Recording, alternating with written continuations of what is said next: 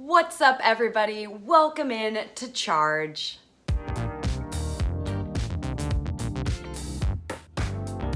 This is part one of our series, Race Reviews and Recaps. In today's episode, we'll be discussing the DONNA Half Marathon with Coach Amy, who's quite the expert in the race, if I do say so myself. So if you're interested in the race or just want to know more about it, listen into the Q&A. Let's hop right into it. Well, thank you so much for being the first person to do an interview with me. Hopefully I have good answers for you. I did some research just to make sure, like, on some of the background. So Oh, perfect. And I'm sure you know so much about it too. It's probably just I've ran it like 5 times. So Oh, you have? Okay, perfect. Yeah. That's like one of my ran questions. the full twice and the half 3 times. So Oh my, okay. So you know it pretty well. Yeah.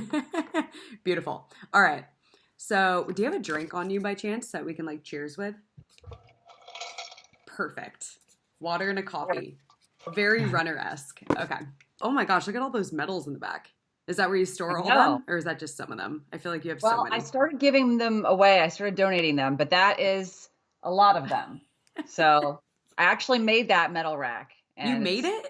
Yeah. I'd be scared that it wouldn't be sturdy I got a pallet, like you get pallets. I don't know what kind of pallet it is, but it's a pallet, and I painted it and screwed all the hooks in, and it holds 50, and there's at least 3 on each one now. So it's overloaded.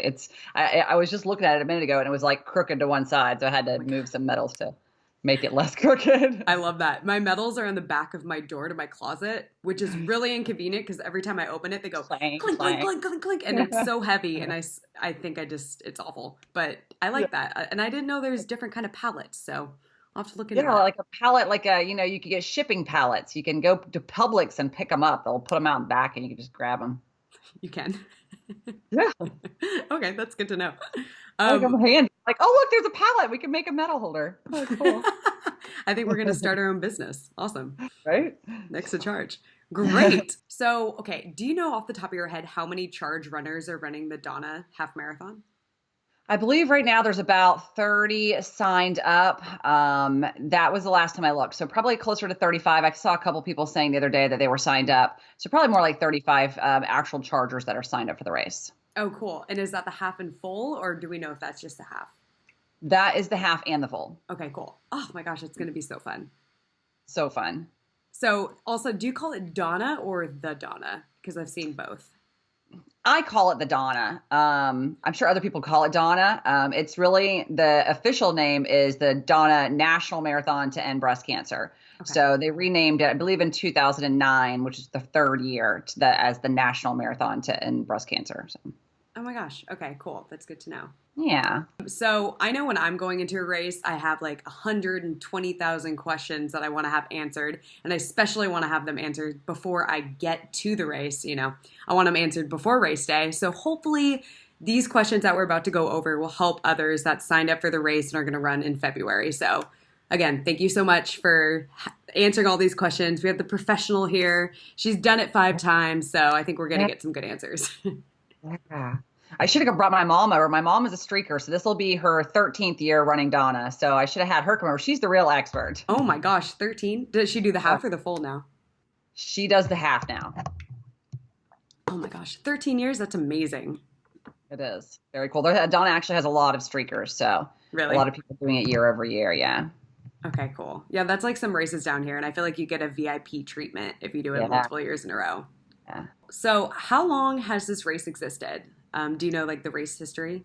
2007 was the first year. Okay. And that was like the original course, which went over a big bridge. That was towards the end. So the course has changed since then. I think we can talk about that a little bit. But 2007 was the first course. So this will be the 13th DONNA. Okay. So it's like relatively new then. Yeah, still pretty new. Still pretty new. Yeah. What distances are offered?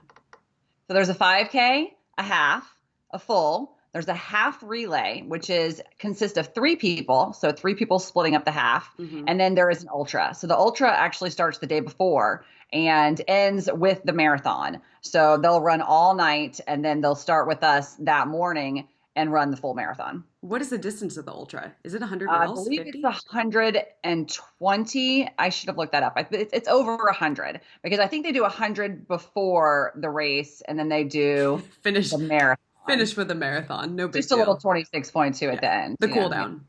Yes. And actually the winner of the ultra last year, get this, actually won the marathon. Are you kidding? No.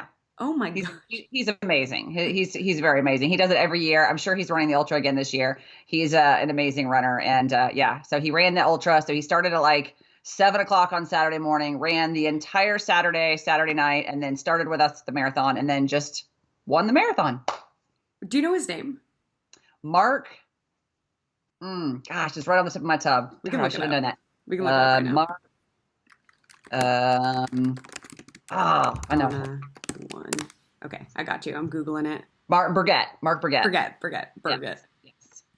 So Mark Burgett won the marathon while doing the full. No, wait, while doing the ultra. While doing the ultra. Correct. Is he doing it this year? Do you know? Probably. I don't know if he is or not, but I think he does it every year, I think. So I would think that he is, but don't quote me on that. All right. We'll find out. Mark, if you're listening to this, let us know in the comments. Right. Cool. My gosh, that's insane. So you said the course has changed over the years. We'll get more into the course later. I know this is kind of putting you on the spot, but what is your favorite thing about the race? My favorite thing about the race is the course support. So the people out there just come out in droves to support this cause. Everything about the course is pink. There is so much pink that you'll just be on pink overload. There are pink balloons and just everything pink. I mean, the course is just, people are decorate their front yards in pink. There's big sign, just everything. It's very heartwarming. You see, survivors on the course that are running, and they have, their bibs that say survivors. And it's very, very touching when you're out there to see all the support that comes out, and the people that are there just to make sure that we are, okay while we're running. It's pretty cool. That's amazing. I feel like races like that where there's that much support, and especially around the cause, I definitely get emotional during them. Very emotional, for sure. Wait, and show your shirt too. You're wearing the Donna shirt from last year? This was the 2017 shirt, so when I did the half. So it's the Donna shirt. I don't know. I haven't seen what the one for this year looks like, but I'm sure it'll be awesome. I know they did a medal reveal. That's out there somewhere too. I think it spins, or it does something funky they were talking about. I don't remember, but it does something. Maybe it lights up. I don't know. It's the medal. I'm sure positive it's got pink in it. Hopefully it can fit on your rack, but you can worry about that later. Find a place for it. So you've done the half and the full marathon then? Yes. Okay. And half a few times that I've done the marathon a couple of times as well. Okay, cool. And then what is the general size of the race? Do you know how many thousand run it? Yeah, I think about 5,000 is about the number. That's with the 5K, the half, the relay, and the marathon, and the ultra. So all that together. Oh. I think that the biggest number, of course, is in the half.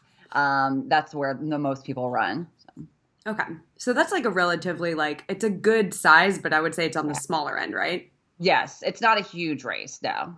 That's kind of nice. A little bit more intimate, and you saw the crowd support. It is, and some of the roads can narrow out down a little bit, so it doesn't ever get super crowded, I mean. Yeah, that's nice.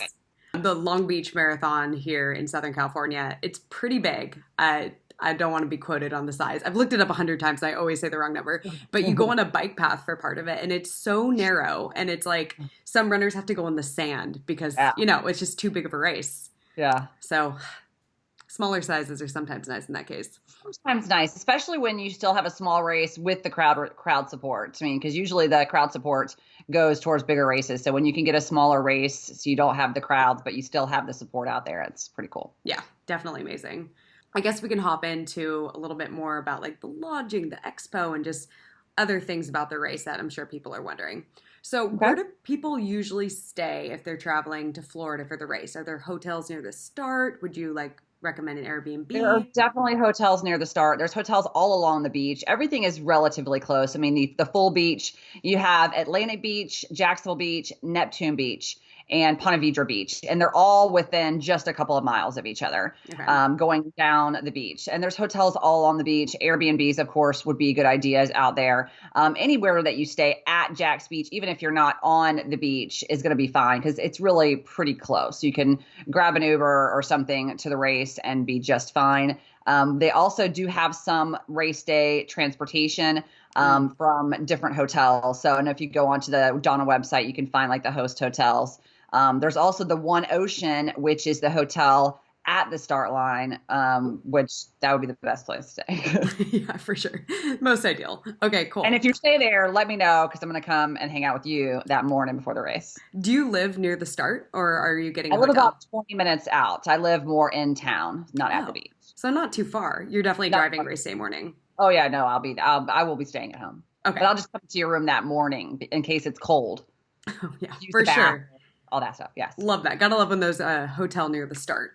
Yes. Where you can just like hang out. You don't drink the coffee apparently, but I would drink the coffee. I don't drink the coffee.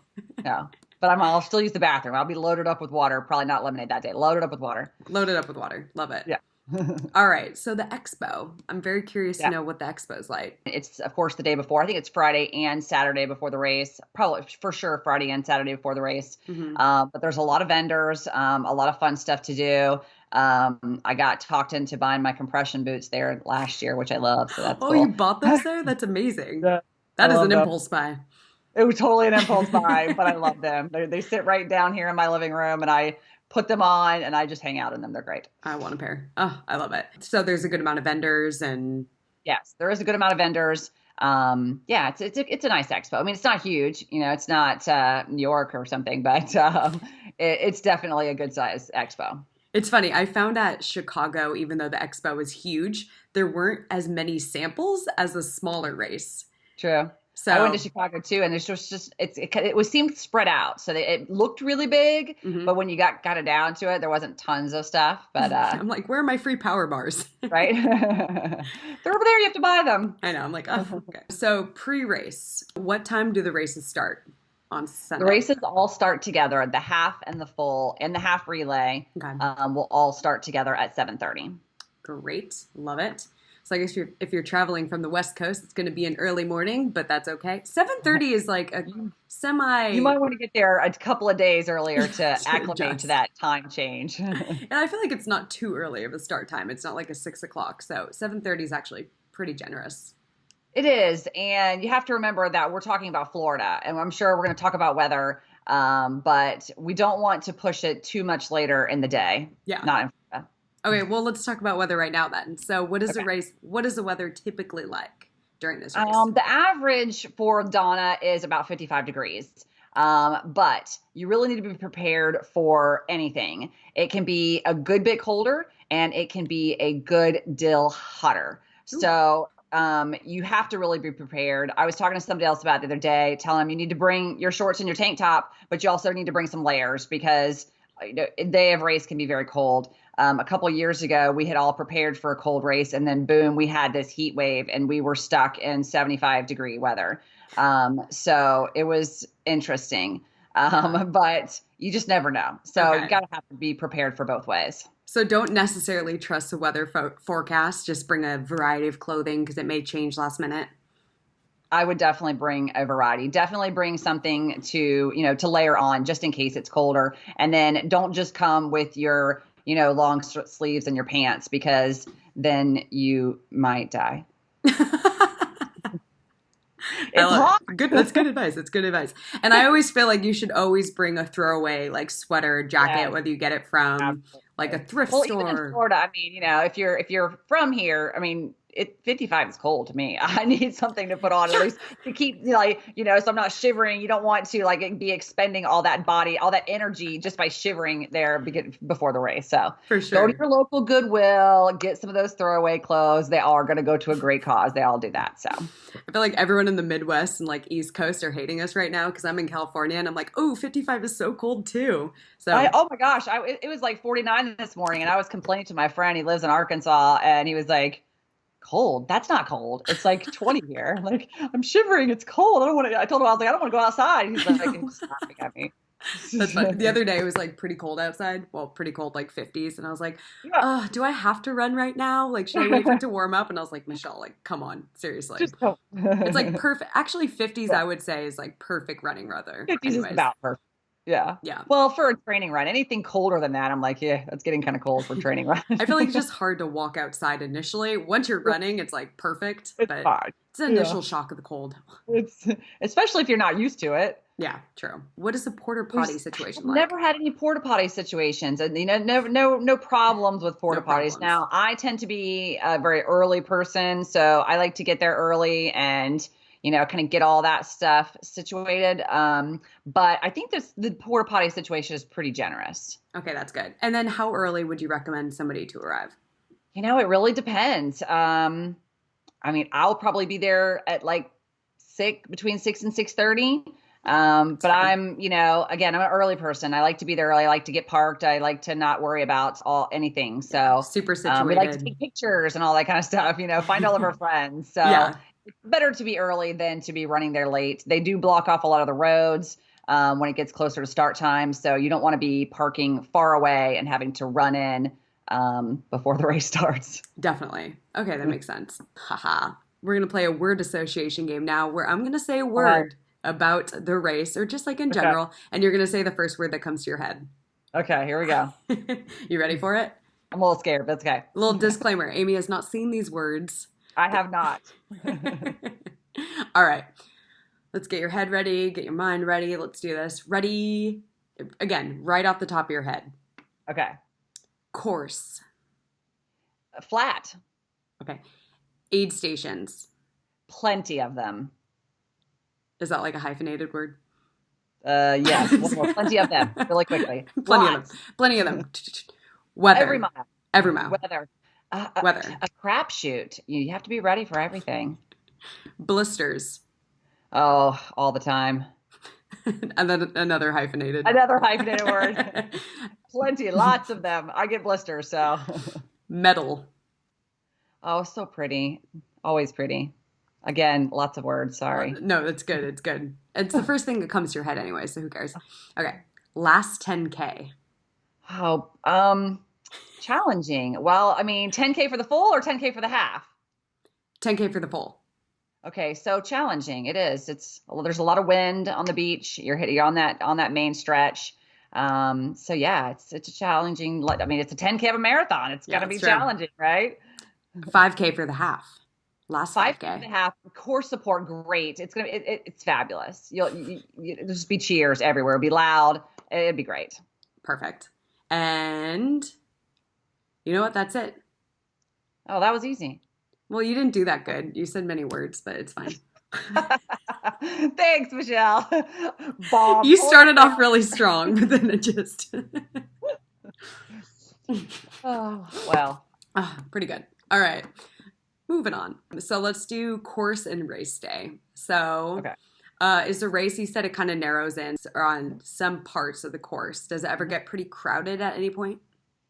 It really doesn't, because the beginning of the race is pretty wide. So by the time you get to anywhere that's going to narrow down, it should be pretty spread out by then. So you should be okay. There's a lot of turns and twists. So I would think that it would be a good idea to look at the course and know where your tangents are. I'm a big, believer in running those tangents. So, right. If you are able to look at the course first and know, okay, now I'm going this way, or now I'm going this way. Because in the half, especially in the second half, it's more straight away. You kind of come back through the finish line and then you shoot out down the beach and you go pretty much out and back for the whole second half. But the first, you're going to be winding through very pretty neighborhoods. So a lot of twists and turns. Okay. That's good to know. And I feel like that's really important to know too, because I like to talk about it too with a lot of runners. There's a lot of turns. If you're always running on the outside of the turn and not running the tangent, you're going to end up running like 13.5 miles. And who wants to do that?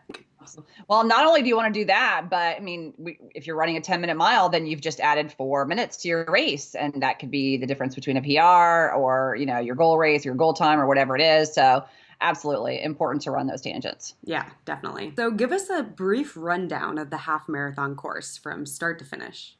So you leave the beach and you kind of driving, or not driving, listen to me. You're running away from the beach. Cheater. I know. You're running away from the beach and you take this hard right into into Atlantic Beach, and you're just running through all these neighborhoods. It's very shaded. It's a lot of the roads are wide in the beginning, but then you just kind of wind through these whole neighborhoods back in Atlantic Beach. It's like I said, it's really pretty. A lot of course support. You're going to have an aid station every single mile on this course, so plenty of water, Gatorade, whatever else they're going to have on the course.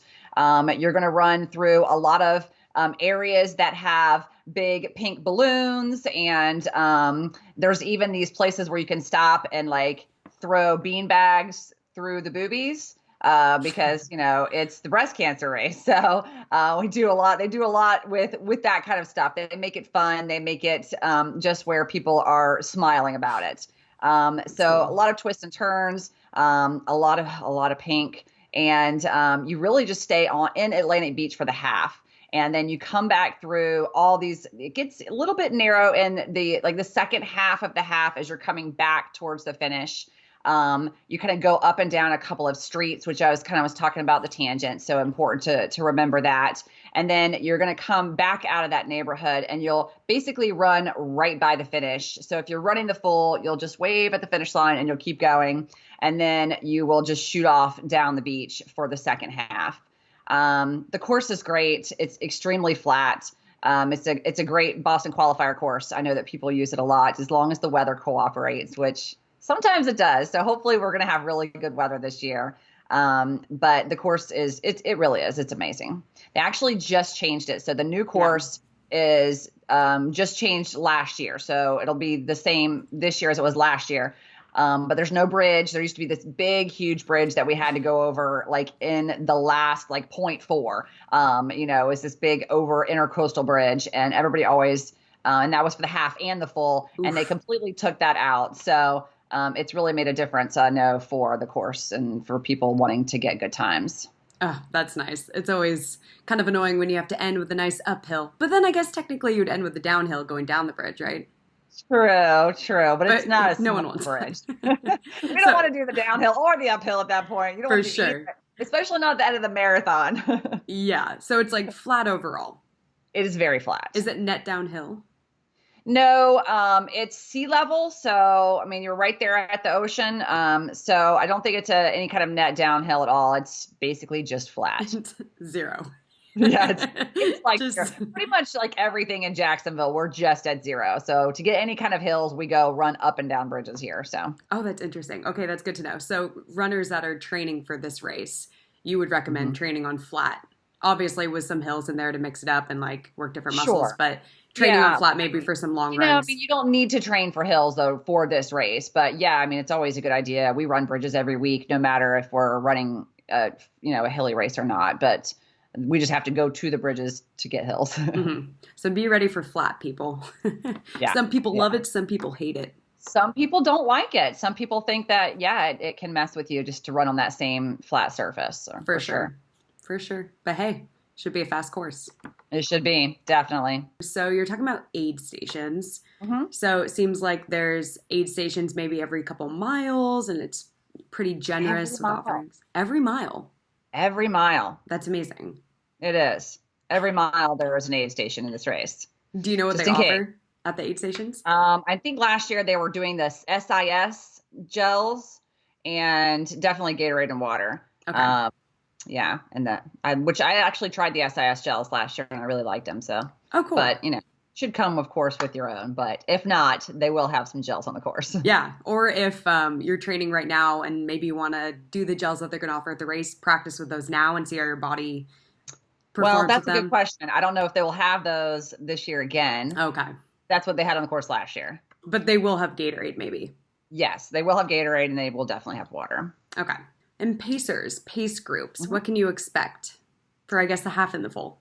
So all the pacers for the Donna are Galloway pacers. We partnered with Jeff Galloway back in 2007 when the race started, Oh, cool. and they have training groups for the Donna with Jeff Galloway. But Galloway is a run walk pacer, so all the pacers are run walk. That doesn't mean that you can't run with the pacers if you don't do a run walk, but the pacers will be doing a run walk.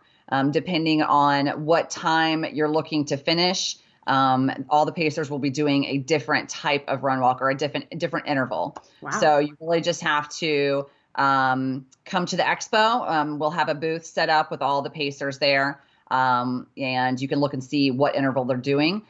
Usually on the website, they'll post it in advance as well. And if anybody's interested, they want to find out more about the pacing, they can reach out to me. I pretty much know all the different intervals. So if they're looking for a specific one, I could probably answer that question too.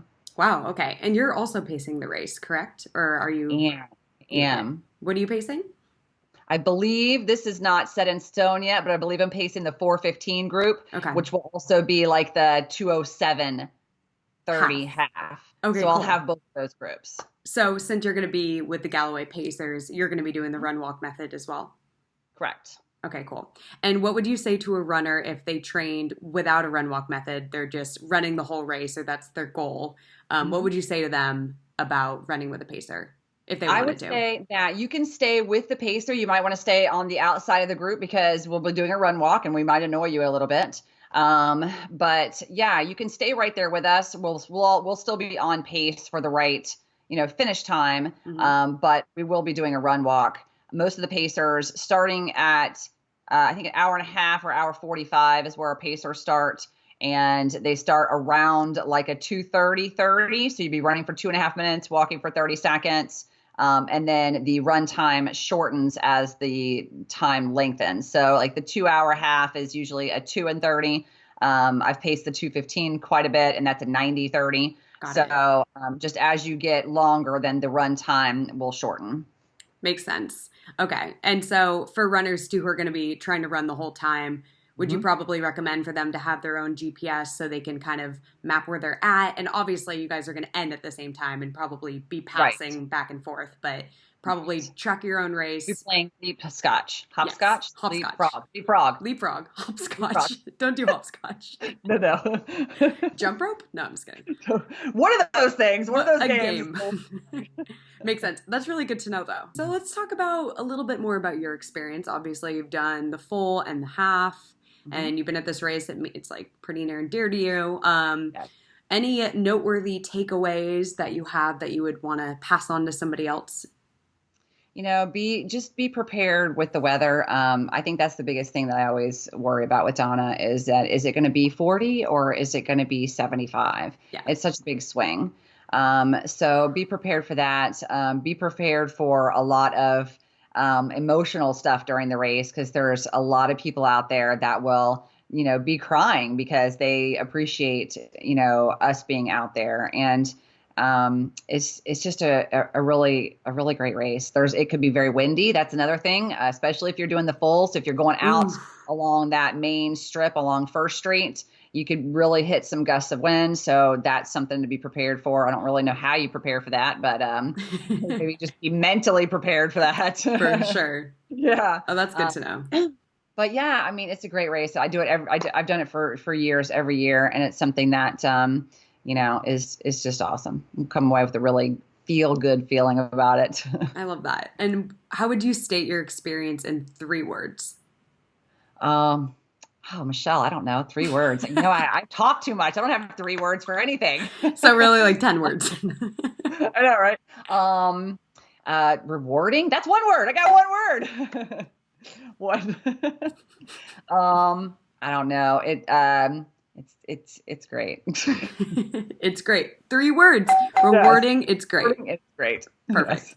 So post-race info, charge meetups. Do we have anything planned for charge meetups? So we're working on some areas for all the chargers to meet up after the race and before the race. We'll have all that information together soon. And if you're a charge runner, where can you find this information about where to meet up? In our charge running club, there is an event page in the running club. So you definitely want to go there, hit going. to the event, so we know how many people are going to the event. You also want to use the charge.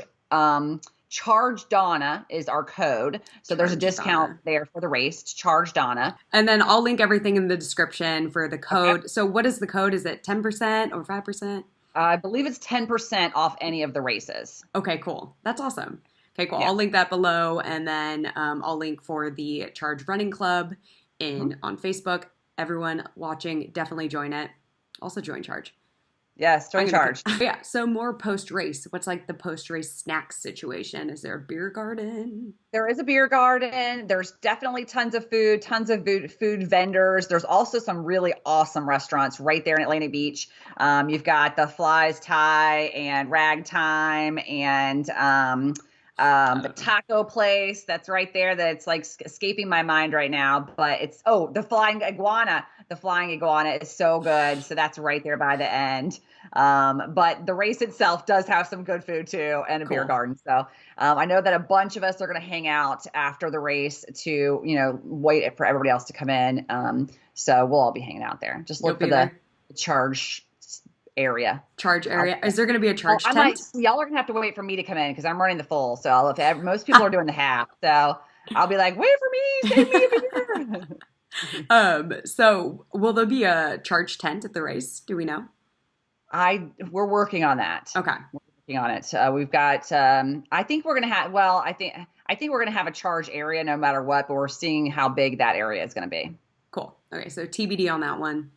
Yeah. Go in the Facebook group.